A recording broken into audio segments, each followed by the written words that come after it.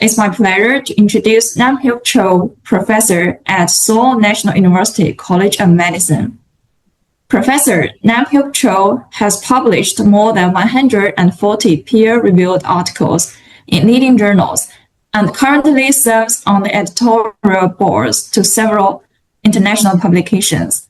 His current research focuses on viral hemorrhagic fevers, emerging zoonotic viruses, host-immune regulation, next-generation vaccine technologies, and immune-based therapeutics for infectious disease and cancer.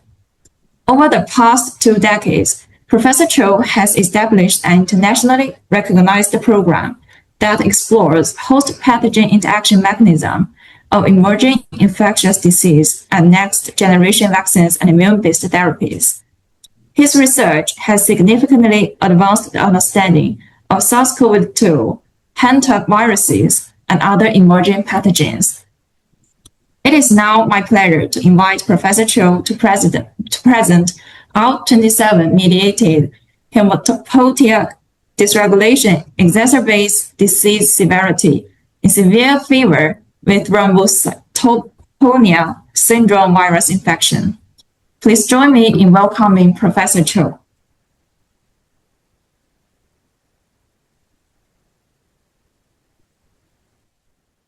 Okay, can you see the slide?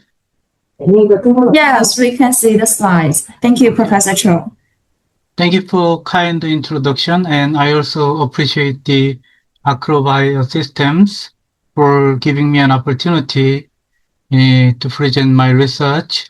Today, my topic is IL-27-mediated hematopoietic dysregulation, exacerbate disease severity in severe fever thrombocytopenia syndrome.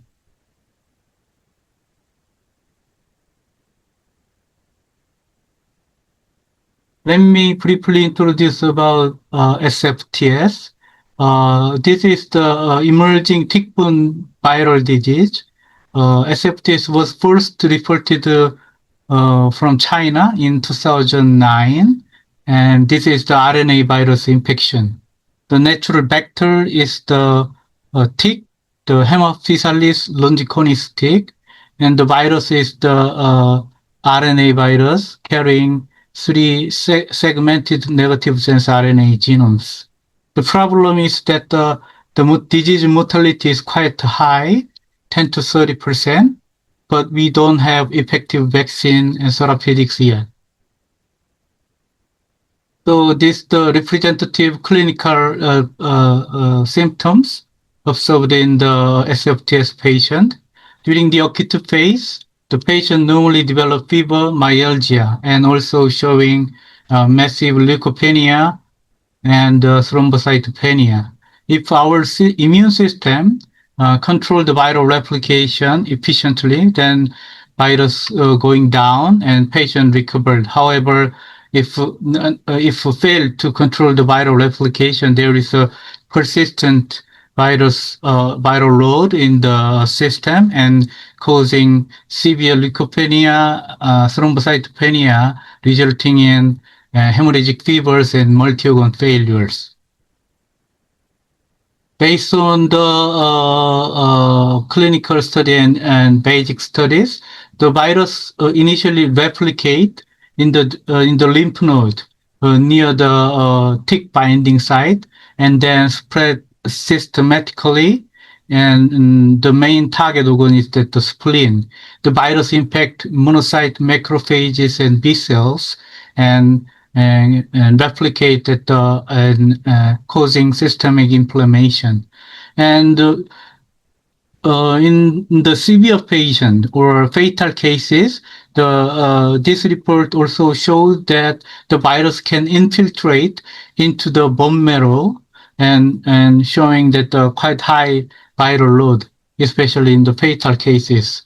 As we all know, that the bone marrow is that very important system generating a leukocyte, diverse leukocyte.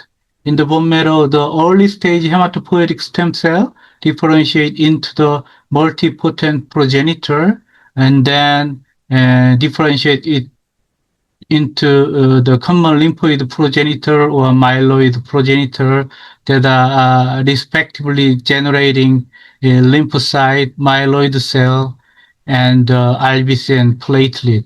In the healthy condition, multiple cytokines and growth factors control this hematopoietic process and present balanced generation of all this leukocyte population. However, in the stressed condition like infection and inflammation, this hematopoietic process showing biased generation of leukocyte. Like there is normally increased myelopoiesis and decreased lymphopoiesis during the acute phase of infection. And this enhanced myelopoiesis generating more monocyte macrophages and neutrophil, and that can be beneficial in the initial stage because these phagocytic cells can capture the pathogen and remove from the system. However, if there is continuous ongoing of this enhanced myelopoiesis, this increased phagocytic cell can cause also severe inflammation and also that exacerbating the systemic inflammation. In addition, that the decreased lymphocyte reduce the generation of B cells and T cells, the critical cells in developing pathogen-specific adaptive immunity. So we hypothesize that potentially during this severe SFTS infection, the dysregulation of hematopoiesis may affect that disease progression or disease severity. To test this hypothesis, we get a bone marrow sample and blood together from the patient and perform single cell RNA sequencing analysis to search what kind of that the dysregulation can be occurred and what is the drivers. And we found some driving factors and validate those factors and phenotypes in the another SFTS patient. And also we confirm this phenotype in the mouse infection model and validate the therapeutic intervention by targeting the main driver. I'm going to show you that our research result. Initially, we checked the patient CBC kinetics, the leukocyte kinetics, as we all know that initially during the acute phase, we could see leukopenia and also that the lymphopenia, and there is fluctuation of myeloid cells. And we could observe severe thrombocytopenia, depletion of platelet, and systemic inflammation in the patient. When we perform the single-cell RNA sequencing using the bone marrow mononuclear cells, we could see some proportional changes in this leukocyte and hematopoietic stem cell population. When compared to that healthy control, we could see an increase of IgG positive B cells. Actually, this virus, the main target cells are B cells and inducing the proliferation of plasma cells. That's why we could see the elevation of IgG positive B cells, but we could see that the dramatic downregulation of CD4 positive T cell and also increase inflammatory monocyte in the bone marrow. When we more closely look at the hematopoietic stem cells and their progenitors, we could see a reduction in hematopoietic stem cells, the early stage stem cells, and reduction in these B cell precursors, but there is increase of myeloid precursors. So it looks like in this SFTS patient bone marrow, there is a biased hematopoiesis, elevating myelopoiesis and reducing lymphopoiesis. And we also confirmed the virus replication in the bone marrow samples. We could detect the viral RNA in the IgG positive B cells. This was also reported previously, and potentially that during the infection, the virus impact B cells in the periphery, and this impacted B cell carrying the virus into the bone marrow, and there is a replication of viral virus within the bone marrow. This may causing a bone marrow inflammation. And we globally look at the gene expression profile in the bone marrow cells and found that there is a strong stress response, including inflammation and apoptosis, and also that a decrease in some cellular process like hematopoiesis.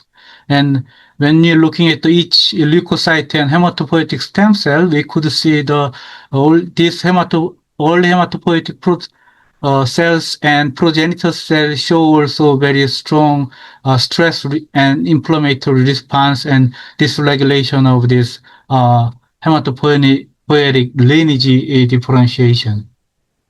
And when we looking at each cell, the hematopoietic lineage population and their phenotypes, we found that the early stage hematopoietic stem cells and multipotent progenitor showed reduced cell cycle.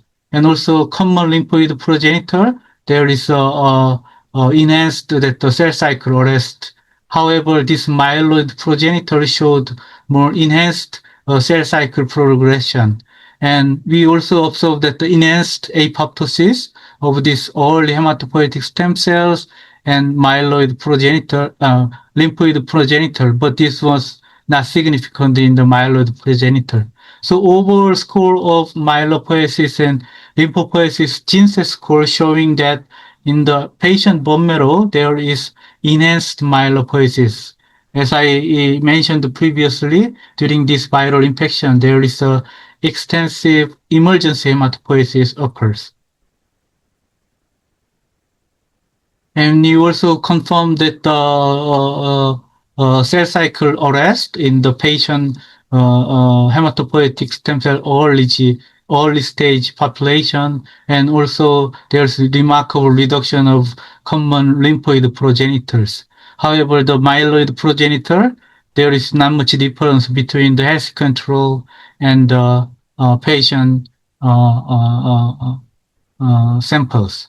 So this confirms that during the acute phase of infection, the hematopoietic system presented that massive emergency hematopoiesis. So what is the driving factor for this phenomenon? So we more closely look at the cellular response in this hematopoietic lineage cells, and we could see within all this population, there is a strong inflammatory response, and by searching the regulating transcription factor controlling the expression of these genes, and we found that at least 4 transcription factors are strongly involved in this process, such as STAT1, NF-kappa B, SPI1, and SP1. In this patient, that the lineage process, the STAT1 and SPI1, especially showing very high level of activation, and this was confirmed by Western blot using the bone marrow samples. And so what next we more finely define the driving factors for this emergency hematopoiesis, and this cell-to-cell interaction and receptor ligand analysis revealed that myeloid cell inflammation mostly affected the hematopoietic stem cell activation or differentiation. Among those factors, some APRO, TNF, and IL-27, and several chemokines causing all this hematopoietic inflammation and dysregulation. So next, we collect all these differentially expressed genes and transcription factors within the bone marrow sample data, we found that IL-27 is the key driver of all this inflammation and differentiation process. IL-27 driving stedon activation, activated stedon now promoting the inflammation and other hematopoietic process differentiation.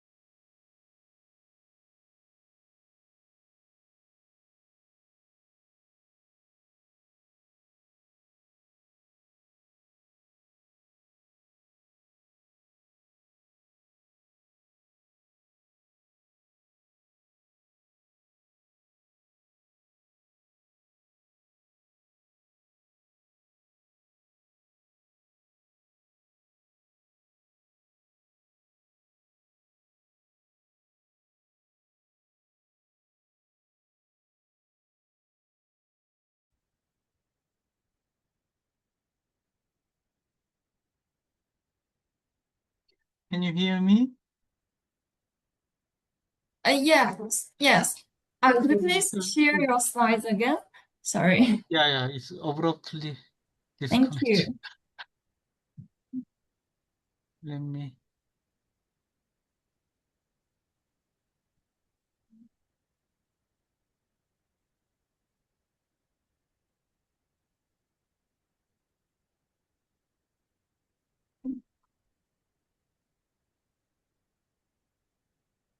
So can you see the slide? Yeah, we can see the slides. Sorry Yeah, thank you. okay. Let me continue the presentation. And IL-27 is the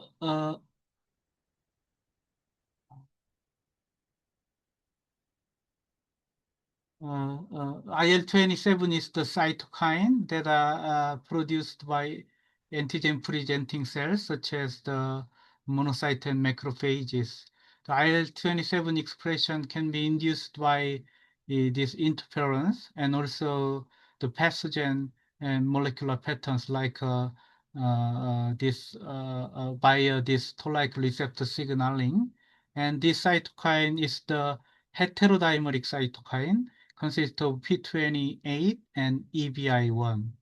When they produced from these APCs, this heterodimeric cytokine bind to these heterodimeric receptors expressed on the cell surface, and then initiating JAK signaling pathway.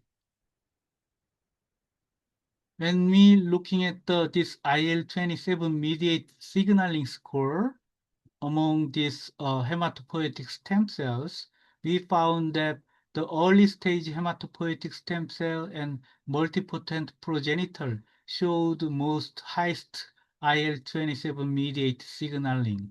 In addition, this cell population express the higher level of this IL-20 receptor subunits, indicating that the this early stage hematopoietic stem cell can respond and doing IL-27 mediated signaling during the SFTS infection. And we looking at the cellular source of IL-27 cytokine using this single-cell RNA sequencing data and found that both subunit of IL-27 is significantly enhanced in this CD14 and 16 positive monocyte, the inflammatory monocyte that are infiltrating into the bone marrow, and the receptors are both are expressed in this early stage hematopoietic stem cells. We confirm the cytokine level in the patient plasma and showing that there is a severity-dependent increase, like the disease, the fatal cases showed more enhanced expression of IL-20 subunit cytokines. And we also could see a significant positive correlation with the viral load with these cytokine levels, indicating that the severity, SFT severity, is nicely correlated with the expression level of IL-27 cytokine. And previously, it have been known that normally this emergency hematopoiesis controlled by diverse cytokine, like inflammatory cytokines and interferons. But when we look at the interferon receptor expression in this hematopoietic stem cell lineages, we cannot detect we cannot detect the cell types expressing both subunit, this type 1 interferon, type 2 interferon, and type 3 interferon. In addition, the expression level of type 2 and type 1 interferon level in the patient plasma, the, the fatal case initially showing more strong that the expression, but they are rapidly declined during the disease progression. And we cannot see the difference in this expression level of type 2 and 1 interferon between the survived and fatal cases, and the correlation with the viral load was not significant. We found only this EBI3, the IL-27 subunit, strongly correlate with the viral load and ISG expression in the hematopoietic stem cell lineages. So it looks like not the interferon, but the IL-27 signaling affected the acting on early stage hematopoietic stem cell during the driving the emergency hematopoiesis. We confirmed this phenotype in the mouse infection model and checked the causal relationship. We used the BL6 mice. These mice, the wild-type mice, did not show strong morbidity or motility when the virus infected. But when we block the interferon receptor signaling by this neutralizing antibody, then the virus replication very strong and causing lethal infection. So we used this model as a moderate and fatal infection model. In this moderate and fatal infection model, the viral load was significantly higher in this lethal infection model, and we confirmed that the virus primarily infected this B cell population, and this population was detected in both spleen and bone marrow. So this model can reproduce the human infection. And we also check the systemic leukocyte population and bone marrow population, in addition to this hematopoietic lineage stem cells in this mild and severe infection model. And we found that in the spleen, the T cells are dramatically reduced. However, the monocyte and neutrophils are increased in the lethal infection. Even in the bone marrow, we could see some the B cell downregulation and enhanced this monocyte population. And hematopoietic lineage cells, we could see a significant downregulation of common lymphoid progenitors and enhanced increase in the these myeloid progenitors. This phenotype is not exactly same as a human population, but in general, this mouse infection model also show that the emergency hematopoiesis presenting enhanced myelopoiesis and reduced lymphopoiesis. And we also could detect elevation of this IL-27 cytokine expression much higher in this lethal infection model in both bone marrow and spleen cells. So this model can recapitulate that the human severe infection models. So next we can test the causal relationship by blocking IL-27 cytokine using the neutralizing antibody in the severe infection model.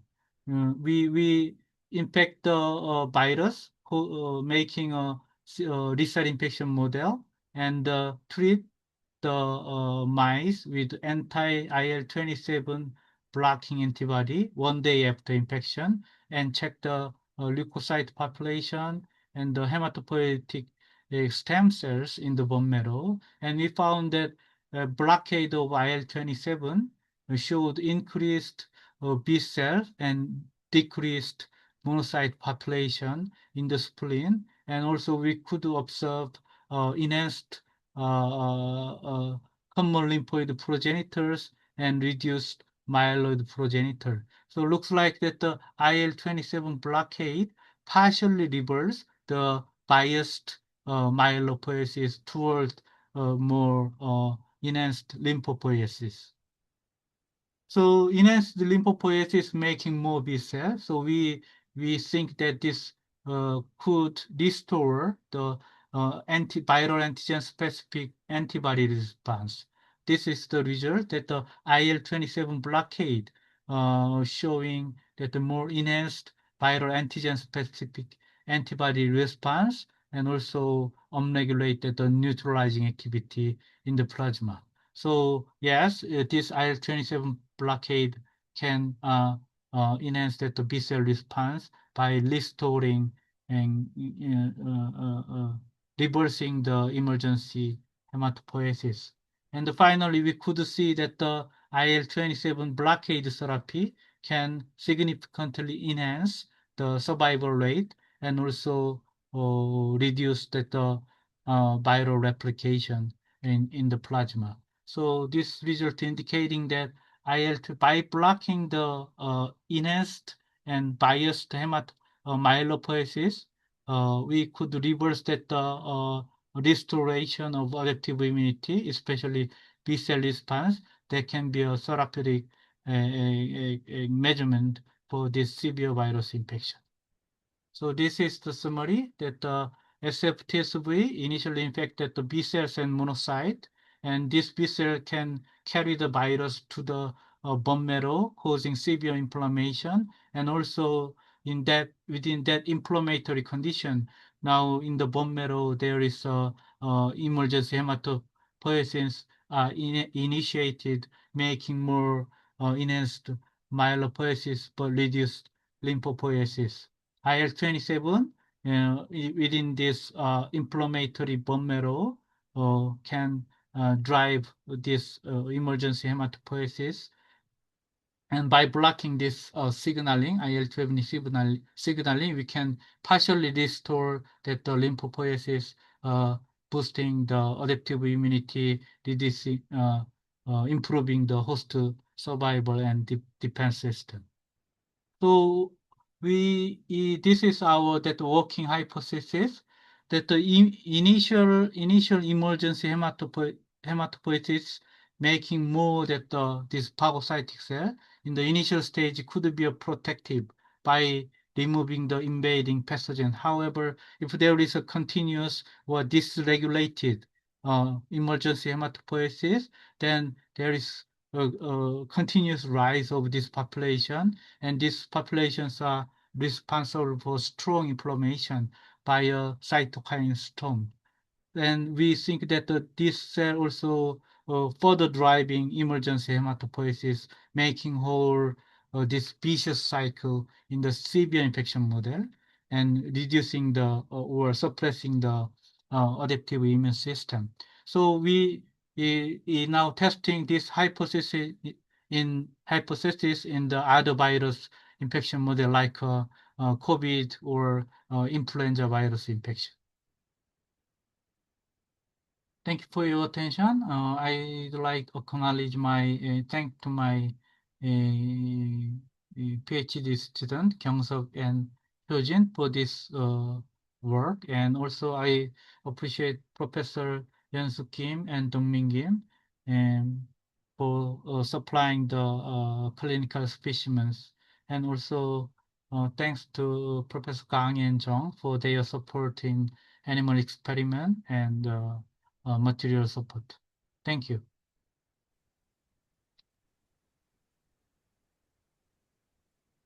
Thank you, Professor Cho, for your excellent. Dr. Zheng is a senior product manager at Acrobat Systems, overseeing the lifecycle management of viral product lines.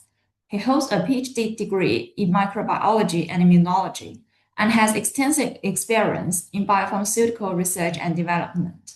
Dr. Zheng specializes in viral vaccine development and project management, driving products from early stage antigen screening through to complete CDMO process transfer. Today, he will present from challenges to solutions method development for vaccine efficacy evaluation. Now, please join me in welcoming Dr. Haolan Zheng. Hello, everyone. It's great to have this opportunity to share my view in challenge and strategy in method development for vaccine efficient evaluation. And today's introduce we are divided into three parts. The first one would be our core application for vaccine development. And next, we will dive into how to developing an active polymeric protein. And then the third one would be what we have in our virus portfolio. The first one, as we can see here, the vaccine platform broadly fall into two main categories: the whole vaccine and the component vaccine. Whole vaccine, as the name suggests, utilizes the entire pathogen, and the component vaccine, however, represents a modern trend in vaccine development. Several types are closely relevant to our offering, such as VLP, RNA-based vaccine, and protein subunits. And for our focus is mostly on the protein subunits. And in real vaccine development, progress isn't a straight line. It's a continuous cycle focused on three core goals: verifying immunogenic and proving efficiency. And the last would be ensure consistency and safety. We abstract this into four continuous stages: the research and development, manufacturing and quality control, and preclinical research and clinical research. And for different stages, to address this challenge, our protein development platform utilizes a precise design approach. We deeply analyze protein structure and combine this with our specific application need to perform customized product design and optimization, from initiate sequence selection and expression screening to downstream manufacturing. We strictly follow the high standard quality control, ultimately through regulatory validation to application scenario. We ensure that every product delivered to our clients possesses excellent bioactivity, batch stability, and high purity. And to apply this approach to complex targets, we build an R&D platform matrix. Instead of relying on trial and error, we use 6 specialized platforms to solve specific problems, such as difficult to express target protein. And our core principle is to lock down the correct structure and function fast before scaling up. So having understand the challenging in vaccine development, let's dive into how to develop an active and stable polymeric protein. This section we will cover our protein development strategy and present some case study. The first one would be in-depth structure analysis is crucial. It's the fundamental of our precision design. We begin by dedicated analysis of our target protein trimeric structure. This includes how its subunits interact with the specific amino acid, and their interface is and we use TNF alpha as a control. It's an excellent trimer protein because it can reliably form stable high purity trimer. And by comparing to the interface between TNF alpha and our target protein, we find that the target protein in section interface area is smaller than that of TNF alphas. So this suggests a difference in its ability to form stable trimer, and we need a more different approach to get our protein. We can use linker design or polymer cofactor or sequence optimization or even process optimization. All this is to achieve a natural conformation and functional maintenance, also maintain uniformity and stability. Then we get a protein suitable for application. And the first case study we will share about the linker design. Often, protein cannot form a stable multitrimer when expressed individually. So sometimes in natural native protein, exceptionally member protein like ion channel possess similar interlinker or domain that's facilitating the stable formation of complex between different subunits and domains. Here we take a development of Rabla virus E1 and E2 protein as the example. Our initial goal was to express the E1 protein, but directly express proved challenging. Through analysis, we discovered that E1 and E2 on the virus surface form a hammer-dimer, and the association is crucial for the function. Therefore, we adopted a strategy to co-expressing the E1 and E2 and design a linker by referencing to the natural linker region in the native structure. Using this method, we successfully obtained high purity E1 and E2 protein with correct conformation and effective proved by the correct antibody. And sometimes linker design alone may not be sufficient to form a stable multitrimer. Another highly effective approach is to add some stable element tag to promote the design by polymer conformation of the target protein. We take influenza virus HA trimer as an example.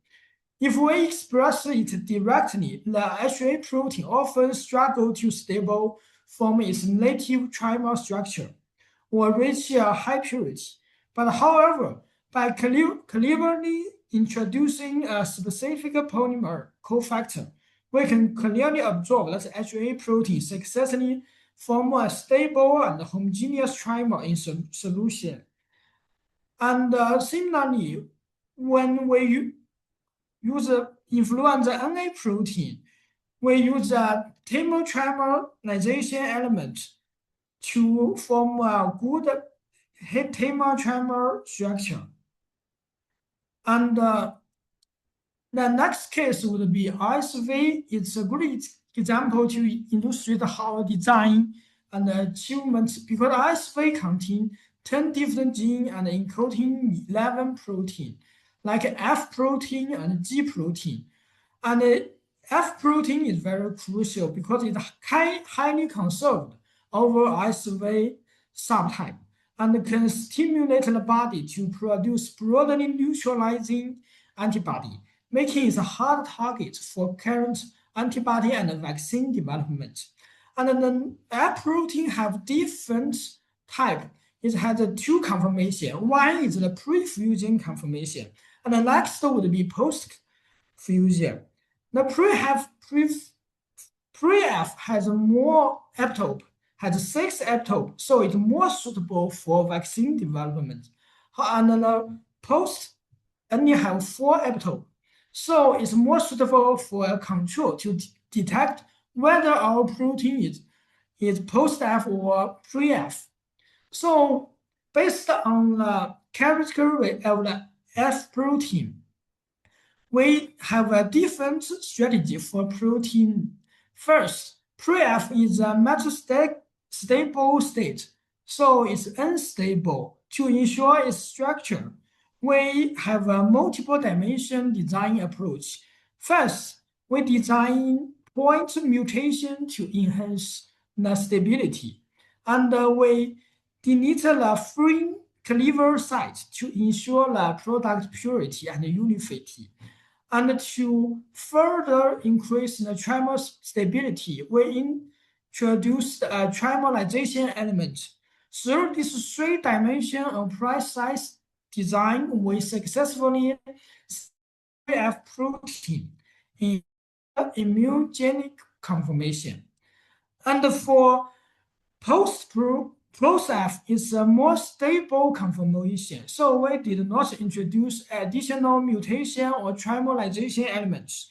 However, doing structural analysis, we identified that highly habitable region on its surface is a risk of aggregation. So to avoid the risk, we perform a price tangation in its specific region, and ultimately we get the right uniform pre-F and post-F.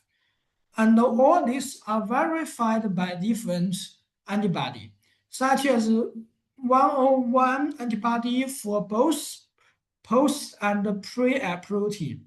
And the D25 and 5C4 is only for pre-F protein. And the AM40 is recognized pre-F conformation epitope.